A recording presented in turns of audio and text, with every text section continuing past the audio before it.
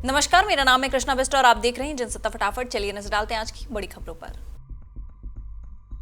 पश्चिम बंगाल की मुख्यमंत्री और TMC supremo Mamata Banerjee London के दौरे पर हैं। यहां वो ऑक्सफोर्ड यूनिवर्सिटी के केलांग कॉलेज में जब भाषण दे रही थी तो उसी बीच भारी हंगामा हो गया और एसएफआई यानी स्टूडेंट्स फेडरेशन ऑफ इंडिया के छात्र नेताओं ने ममता के खिलाफ गो बैक के नारे लगाए। एसएफआई के छात्र नेताओं ने ममता बनर्जी के बीच भाषण के दौरान पहले उनसे आरजीकर मेडिकल कॉलेज कांड को लेकर सवाल पूछे और फिर जमकर हंगामा किया।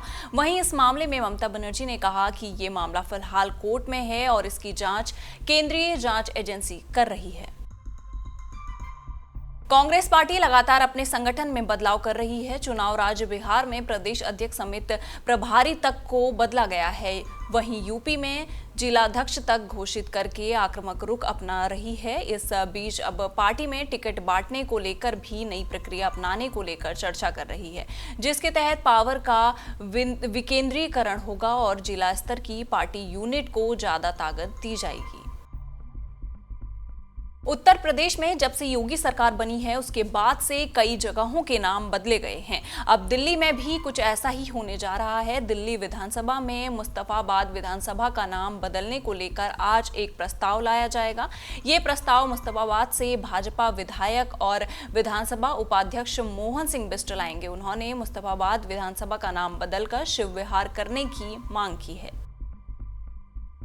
देश भर में आज मौसम के कई रंग देखने को मिल सकते हैं। दिल्ली एनसीआर में हल्की ठंड के साथ हल्का कोहरा छाया रह सकता है, जिससे सुबह और रात के समय दृश्यता कम हो सकती है। दिन में धूप खिली रहने की संभावना है, लेकिन हवा में ठंडक बनी रहेगी। उत्तर भारत के कई हिस्सों में तापमान में गिरावट दर्ज की गई है, जबकि पंजाब, हरियाणा, उत्तर प्रदेश और बिहार में कोहरे का असर जारी रहेगा। पहाड़ी राज्यों उत्तराखंड, हिमाचल प्रदेश और जम्मू कश्मीर में बर्फबारी की संभावना है, जिससे ठंड और बढ़ सकती है।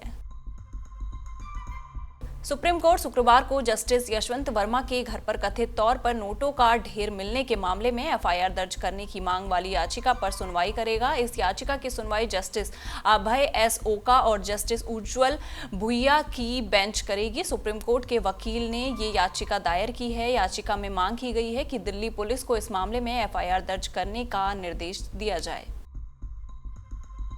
वक्फ संशोधन विधेयक के संसद में पेश होने की संभावनाओं के बीच इसके विरोध के सुर भी तीखे होते जा रहे हैं।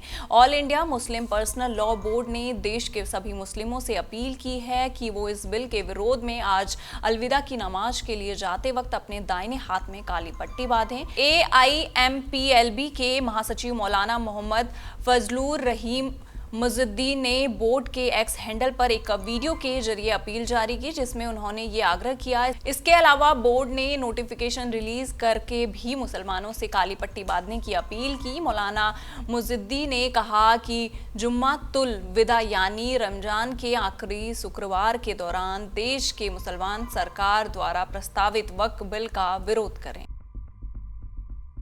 कांग्रेस नेता और पूर्व वित्त मंत्री पी चिदंबरम ने अमेरिकी टैरिफ नीति पर सरकार से स्पष्ट रुख अपनाने की मांग की है। उन्होंने चेतावनी दी है कि अगर अमेरिका अलग अलग देशों पर मनमाने टैरिफ लगाना शुरू कर देता है तो भारत जैसी अर्थव्यवस्थाओं को भारी नुकसान झेलना पड़ सकता है। चिदंबरम ने कहा कि अगर भारत इस स्थिति का सही जवाब नहीं देता तो 3 से 6 महीने के भीतर हमारी अर्थव्यवस्था गंभीर संकट में आ सकती है। जम्मू कश्मीर के कठुआ में आतंकियों के साथ मुठभेड़ हुई है। इसमें दो दहशतगर्दों को मौत के घाट उतार दिया गया है। 3 जवान भी इस ऑपरेशन में शहीद बताए गए हैं। इस समय पूरे इलाके में सर्च ऑपरेशन चलाया गया है। माहौल तनावपूर्ण बना हुआ है। सुबह से ही रुक रुक कर गोलीबारी का दौर देखा गया। लगातार आतंकियों को घेरने की कोशिश हुई है।